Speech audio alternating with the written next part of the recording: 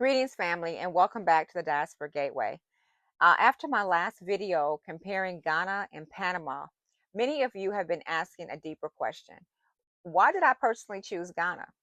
And more importantly, should you? So today, I want to slow this down and speak to you not just as a content creator, but as the founder of the Diaspora Gateway and as someone who has made this decision intentionally, right? Let me say this first. Choosing to leave the United States is one decision, but choosing where you are going, that requires clarity. Okay? That requires alignment and that requires truth. For me, choosing Ghana was not about trend. It was not about any of the hype. There's a lot of hype, but it wasn't about that for me. It was not even about what was easiest. It was all about alignment. We're going to talk about the ease of Ghana. Okay. So listen, let's talk about cultural and spiritual connection. So Ghana offered something I could not find anywhere else, right? And that was connection, not just travel, not just relocation, but a sense of return for myself personally. It was a reconnection to identity, to history, something deeper than convenience. All right. And that matters because if you are leaving one place, you should not arrive empty in another place. Okay. And number two, it was definitely the citizenship to pathway. The second reason had all to do with structure.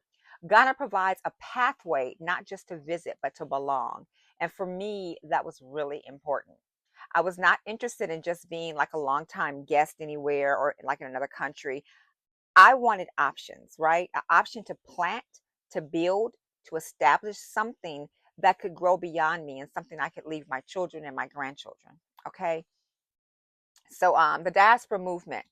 There is a growing movement of people returning, relocating, rebuilding in Ghana. And all that matters because community matters, right? But you're not doing this alone, which is also key, right? So there are people building businesses, creating networks, and forming new ecosystems, all that. And that creates opportunity. Okay. And so that's a good thing. And number four, I would have to say purpose over convenience. Now, let's be honest. Ghana is not the easiest transition. And I think it's important that we stop romanticizing that. Okay. Things will be different, period. Systems will be different, period. You will have to adjust. So for me, this came down to a decision.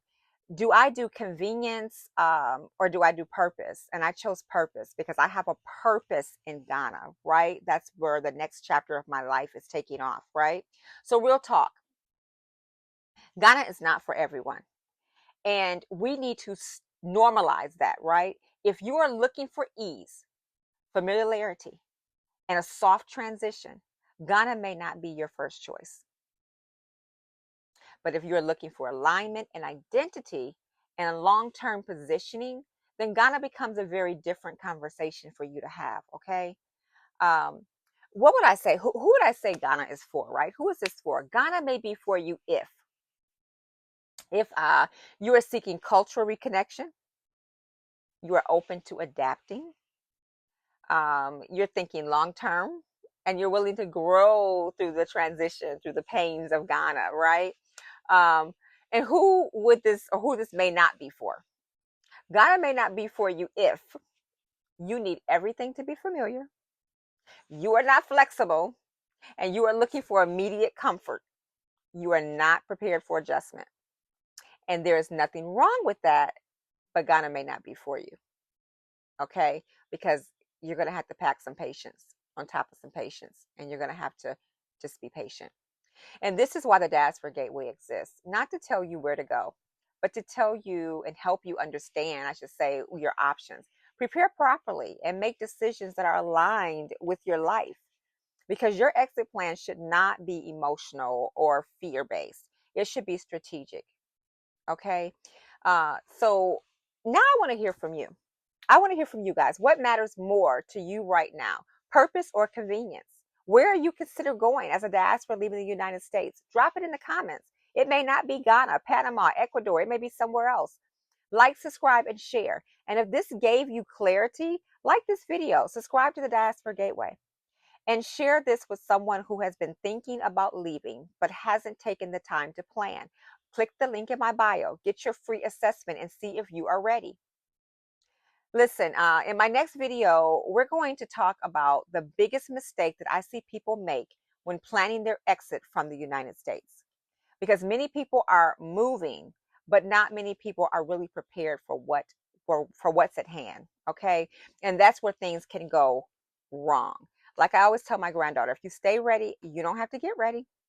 So you have more options than you think, but options only work if you what? If you are prepared to use them. So this is the Diaspora Gateway, and I'll see you in the next video. Bye. Bye for now.